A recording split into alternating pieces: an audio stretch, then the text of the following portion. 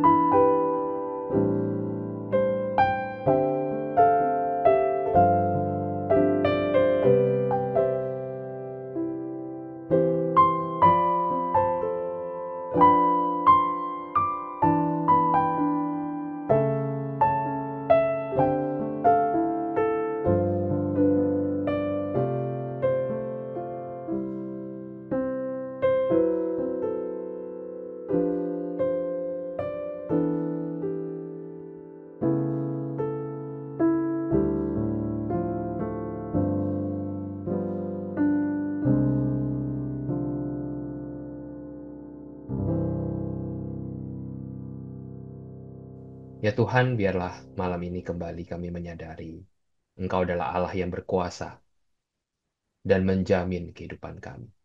Di tengah-tengah segala badai kehidupan, biar kami boleh berada di tengah badai sambil berpegangan kepada Tuhan.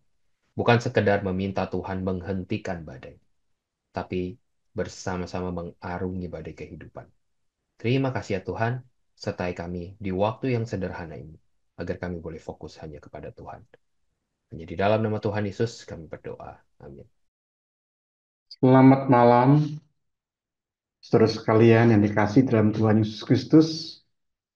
Sungguh senang pada malam hari ini, di tengah-tengah kesibukan dan kepenatan kita, setelah kita seharian mungkin ada yang sibuk melayani Tuhan, di rumah Tuhan, atau saudara melakukan aktivitas bersama dengan keluarga saudara, atau bersama dengan teman-teman saudara.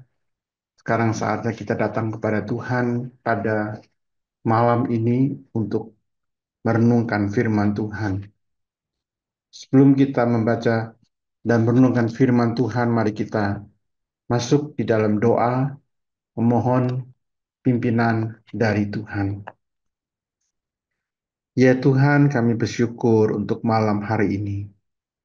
Ketika kami boleh duduk diam di bawah kaki Tuhan untuk mendengar suara-Mu sekali lagi.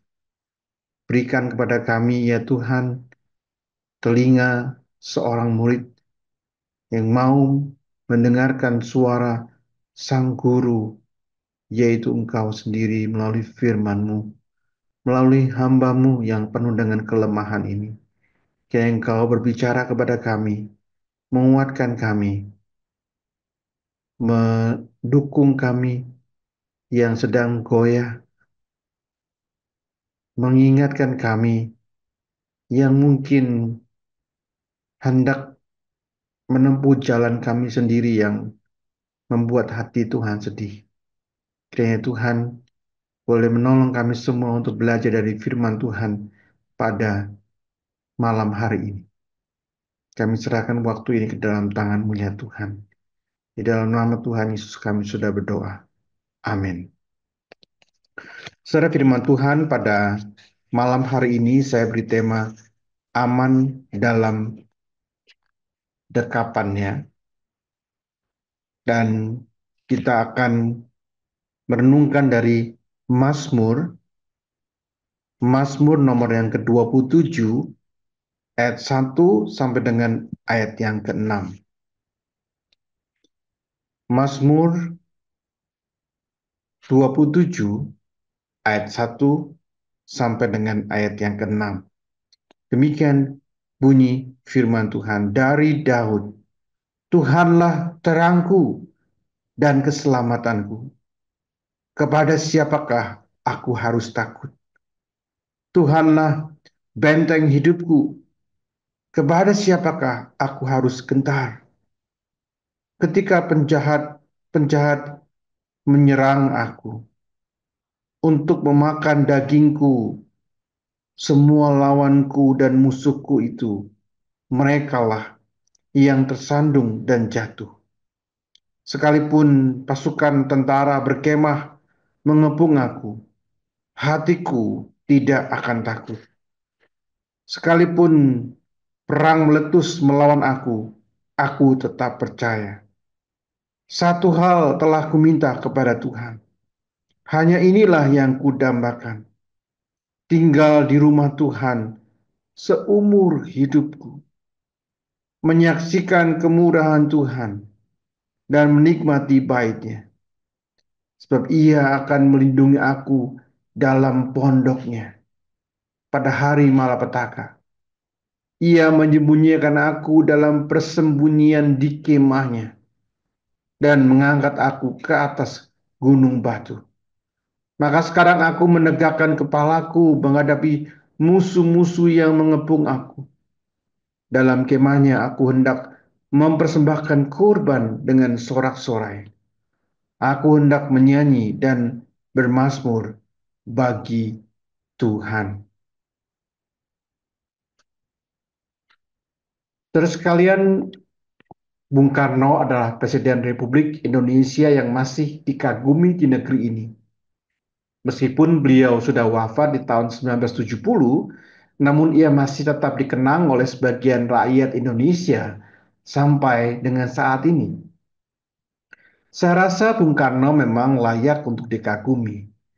Beliau adalah pemimpin yang dekat dengan rakyatnya. Beliau adalah seorang politisi hebat, arsitek bagi bangunan yang bernama Negara Kesatuan Republik Indonesia. Ia juga seorang orator yang ulung.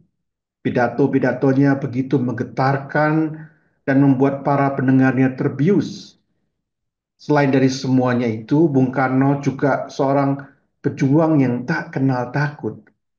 IMF ia hadir go to hell with your aid. Malaysia ia ganyang. Namun tak banyak yang mengetahui sisi lemah sang proklamator Republik Indonesia. Satu kelemahan Bung Karno ialah ia sangat takut pada kesendirian. Ketika ia sendiri tidak bisa berkomunikasi dengan orang-orang yang dikasihinya, tidak bisa membaca koran dan buku-buku serta menyampaikan pikiran-pikiran jeniusnya, saya itu yang paling ditakutkan oleh Bung Karno. Kisah tentang ketakutan Bung Karno itu pernah ditulis oleh seorang peneliti Belanda bernama Lambert Goebbels. Selepas Bung Karno ditahan selama 3 tahun di penjara Sukamiskin Bandung, 2 tahun berikutnya ia ditangkap kembali oleh Belanda. Di saat itulah Bung Karno mengirimkan 4 surat permohonan maafnya kepada Gubernur Jenderal Belanda dan berjanji tidak lagi terlibat dalam urusan politik supaya ia dapat berkumpul kembali dengan istri dan anaknya dan ibunya. Saudara, cerita ini mengajar kepada kita satu hal, bahwa tidak seorang pun manusia di dunia ini yang kebal dari rasa takut. Siapapun itu, baik itu orang kaya, miskin, terpelajar atau tidak berpendidikan, penguasa atau rakyat jelata, semuanya dapat mengalami rasa takut. Saudara, pada malam ini kita belajar dari sebuah mazmur yang dikarang oleh Raja Daud. Daud adalah juga seorang manusia biasa yang tentunya memiliki rasa takut. Dalam Mazmur yang kita baca tadi, kita bisa menangkap ketakutan Raja Daud ketika ia berhadapan dengan musuh-musuhnya. Meskipun Daud dari kecil sudah biasa berhadapan dengan binatang-binatang buas, ia juga pernah membunuh raksasa Goliat ketika ia masih belia. Ia juga sering berperang dan memenangi peperangan-peperangan. Namun saya rasa ia juga seorang manusia biasa yang bisa mengalami rasa takut. Namun satu hal yang luar biasa adalah meskipun Daud diliputi dengan rasa takut, ia bisa mengatasi rasa takutnya itu. Karena ia bersama-sama dengan Tuhan. Saudara-saudara, dalam bagian ini Daud mendeklarasikan keyakinannya akan Allah. Dalam ayat yang pertama, Daud menyebut Allah sebagai 3 hal. Yang pertama, dia menyebut Allah Tuhanlah terangku. Dan kedua, keselamatanku. Dan terakhir, benteng hidupku. Atau dalam terjemahan lain, tempat perlindunganku. Saudara sekalian, predikat Allah sebagai terang, keselamatan, dan benteng hidupku menunjukkan Allah yang diyakini oleh Daud dapat memberikannya rasa aman. Karena Allah adalah terang, keselamatan, dan benteng, maka Daud pun berseru, kepada siapakah aku harus takut? Terhadap siapa aku harus gentar? Surat terang itu menunjukkan rasa aman karena terang itu lawan dari kegelapan yang biasanya membuat kita takut. Ketika terang itu hadir, maka kegelapan itu sirna dan ketakutan itu pun hilang. Saudara kita yang hidup di zaman modern dan tinggal di kota besar seringkali tidak menyadari betapa terang itu luar biasa. Kita take it for granted dengan adanya terang itu. Saudara, pada bulan Januari tahun 2005 yang lalu, saya berkesempatan mengunjungi Pulau Nias. Bersama-sama dengan rekan-rekan hamba Tuhan, kami datang ke sana untuk menyampaikan bantuan dan mendata korban dan kerusakan akibat bencana tsunami yang terjadi pada bulan Desember sebelumnya. Saudara, tim kami harus masuk ke daerah yang sangat amat terpencil. Untuk sampai ke tempat itu kami pun harus menempuh perjalanan dengan mobil 9 jam dari pusat kota Nias Gunung Sitoli dan berjalan kaki sekitar 3 jam lagi. Soalnya daerah itu waktu itu tidak bisa dilalui oleh mobil dan tidak ada listrik. Jadi ketika malam sudah tiba, saudara sekalian kegelapan itu begitu gelap dan pekat. Suatu malam, saya dan seorang teman mendapat kesempatan untuk melayani sebuah gereja. Dan untuk sampai ke sana kami harus jalan kaki kira-kira 45 menit. Saudara bisa membayangkan di tengah-tengah kegelapan yang pekat, kami harus berjalan di tempat yang kami belum pernah pergi. Ya, katanya pokoknya harus ikutin jalan setapak, terus akhirnya kami akan sampai.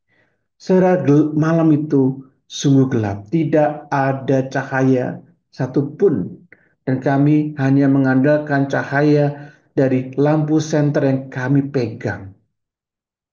Tapi karena cahaya dari lampu itu, kami bisa melihat jalan, meskipun jalan itu hanya jalan setapak, sehingga kami tidak nyasar, sehingga kami tidak terperosok ke dalam lubang. Setelah itulah terang yang memberikan kita kekuatan, keberanian, dan penuntun kehidupan kita. Saudara Daud mendeklarasikan Tuhan sebagai terang karena di sanalah ada rasa aman. Rasa aman diperoleh ketika Daud datang kepada sang terang itu. Ketika ia menghampiri sang keselamatan itu, ketika ia datang kepada sang benteng perlindungan itu, yaitu Allah sendiri, disitulah ia mendapatkan rasa aman. Oleh sebab itu kalau kita membaca ayat yang keempat dikatakan dia punya kerinduan yang sangat besar untuk boleh diam dalam hadirat Tuhan. Dia berkata satu hal telah kuminta kepada Tuhan.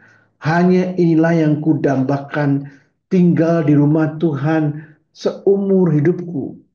Menyaksikan kemurahan Tuhan dan menikmati bait-Nya. Dalam Mazmur 23 ayat yang ke-6 pun Daud menuangkan kerinduan yang sama bahwa ia ingin diam di rumah Tuhan seumur hidupnya. Kerinduan itu tidak berarti Daud ingin menjadi seperti seorang imam atau seorang Lewi yang bisa tinggal setiap hari di lingkungan bait Allah. Tetapi ini sebuah gambaran akan kerinduannya untuk selalu dekat dengan Tuhan. Daud rindu untuk boleh bersama-sama dengan Tuhan setiap saat karena dekat dengan Tuhan bagi Daud adalah sebuah kunci untuk mendapatkan rasa aman. Bahwa rasa aman yang didapat oleh Daud tidak didapat dari keadaan sekelilingnya, bukan dari kekuatan manusia atau kekuatan kemampuannya mengalahkan musuh-musuhnya, pengalamannya berperang, keahliannya memainkan senjata, ketapel, tapi semuanya itu rasa aman itu hanya ada di dalam Tuhan Sang Terang itu. Ketika saya menjalani studi S2 di Malang, saudara saya dan istri diberi kesempatan untuk tinggal di rumah seorang dosen STT Saat. Saudara, di rumah itu hidup juga seorang anjing herder atau disebut German Shepherd ya, yang lumayan besar. Setiap kali ada orang yang datang ke rumah kami, pasti anjing itu menggonggong dengan suara yang keras sehingga kebanyakan orang yang datang ke rumah kami pasti takut dan kami harus meyakinkan mereka, nggak apa-apa, nggak usah takut karena anjing itu ada di dalam garasi, jadi tidak akan menggigit karena dikurung dalam garasi. Nah, saudara, satu hari sepasang suami istri dengan seorang putri mereka kira-kira 2 tahun umurnya datang ke rumah. Ketika mereka masuk dalam rumah, kami ngobrol dan rupanya anak ini begitu tertarik dengan anjing itu. Ketika kami sedang ngobrol, anak ini dengan langkah yang masih belum mantap perlahan-lahan mendekati garasi tempat di mana anjing itu dikurung. Nah, ketika anak itu sudah dekat, maka tiba-tiba saudara sekalian, anjing itu menggonggong dengan suara yang keras. Sehingga anak itu begitu kaget dan takut. Nah, tapi saudara sekalian yang dilakukan oleh dia langsung berlari menuju mamanya dan dia memeluk mamanya dengan sangat erat. Saudara, meskipun anjing itu masih menggonggong dengan suara yang menyaring, tetapi anak itu ketika ada dalam pelukan mamanya, dekapan mamanya, maka dia berhenti menangis. Karena dia mendapatkan rasa aman di dalam dekapan, dalam pelukan sang mamanya. Saudara, ketika kita sedang mengalami ketakutan dalam hidup ini, mungkin kita mengalami ketakutan akan karir kita. Mungkin kita mengalami ketakutan akan keadaan ekonomi yang semakin sulit di tahun 2025 ini. Barangkali ketakutan kita adalah masalah di dalam keluarga kita. Apakah itu dalam keluarga besar kita atau dalam keluarga inti kita. Mungkin tantangan atau musuh-musuh kita adalah orang-orang yang tidak menyukai kita karena kita berlaku benar, karena kita lebih berhasil daripada orang lain. Barangkali ketakutan kita adalah ketika kita harus melewati pemeriksaan-pemeriksaan medis yang terus-menerus diulang dan menyakitkan, sedangkan satu sisi kita juga belum melihat titik terang adanya perbaikan dari keadaan kita atau keadaan orang-orang kita kasih. Saudara, ketika kita mengalami ketakutan seperti ini, marilah kita meneladani Daud dan berkata, "Aku mau dekat dengan Tuhan. Aku rindu untuk tinggal di rumah Tuhan. Aku ingin datang menghambur ke dalam pelukan Sang Bapa. Bukan untuk mencari kekuatan dari sekeliling kita, tapi pertama-tama kita mau mendapatkan rasa aman itu dari pelukan Allah. Karena tangan Allah yang berkuasa itu, tangannya yang berbekas paku itu, tangan Yesus yang berbekas paku itu, dan tangan Bapa yang adalah pencipta dan pengontrol sejarah manusia dan alam raya ini, bersama-sama dengan Tuhan Yesus akan memeluk kita, melindungi kita, dan memberikan kepada saudara dan saya rasa aman itu. Mari kita masuk ke dalam doa.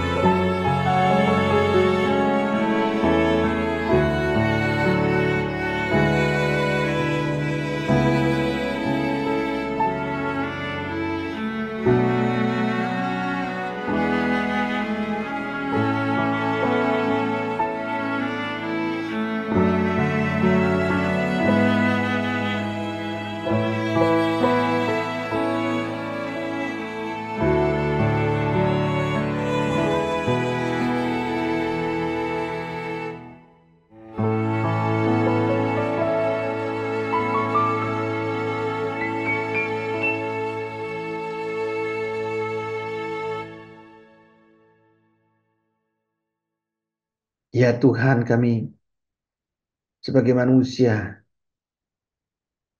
meskipun kami adalah seorang mungkin dianggap kuat, nah seharusnya kuat, seharusnya tidak gentar, tetapi kami sebagai manusia, kami memiliki kebimbangan, kekhawatiran, dan ketakutan dalam menghadapi badai, kegelapan,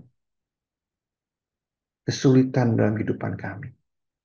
Tuhan, terima kasih untuk nyanyian Daud ini yang memberikan kami penghiburan bahwa kami tidak perlu takut karena kami punya Tuhan yang adalah kota benteng kami, terang kami, tempat perlindungan kami, keselamatan kami. Tuhan, kalau ada di antara kami pada malam ini memiliki ketakutan, kebimbangan, kekhawatiran akan masa depan, masalah yang bertubi-tubi, pergumulan yang tidak berhenti, Tuhan berikan mereka kekuatan. Tuhan berikan kepada mereka kedamaian itu. Kedamaian yang dijanjikan Tuhan Yesus yang melampaui segala akal. Kedamaian yang Tuhan Yesus janjikan tidak dapat diberikan oleh dunia ini.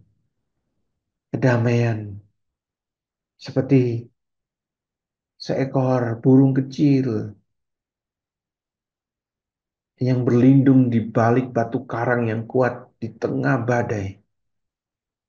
Karena percaya bahwa batu karang itu mampu melindungi dia. Seperti engkau adalah batu perlindungan kami. Tembok yang teguh. Dan dalam mula kami berlindung. Dan mendapatkan rasa aman.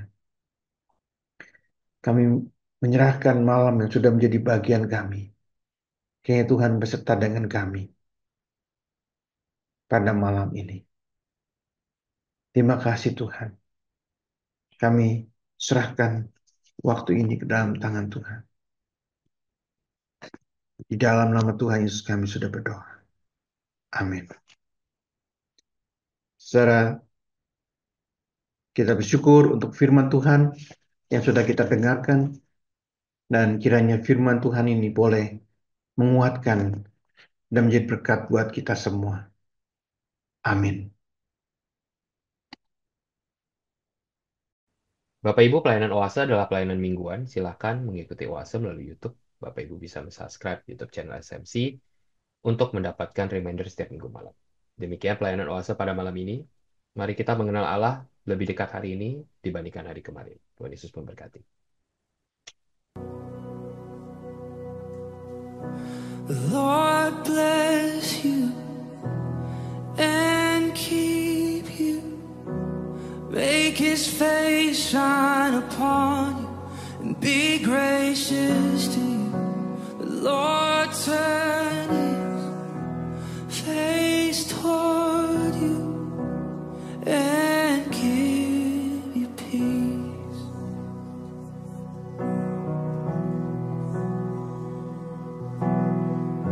The Lord bless you and keep you.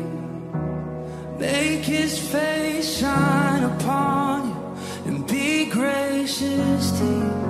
The Lord turn His face toward you and give you peace.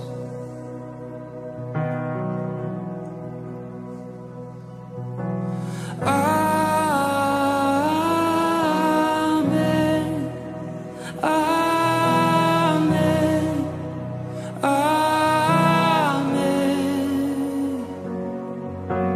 Amen.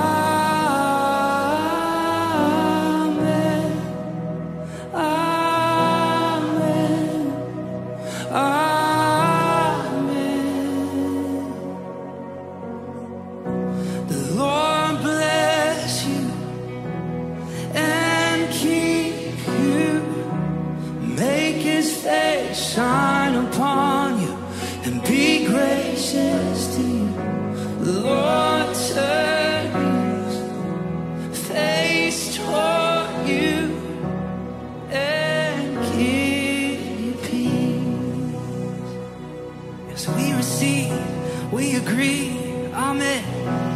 Amen.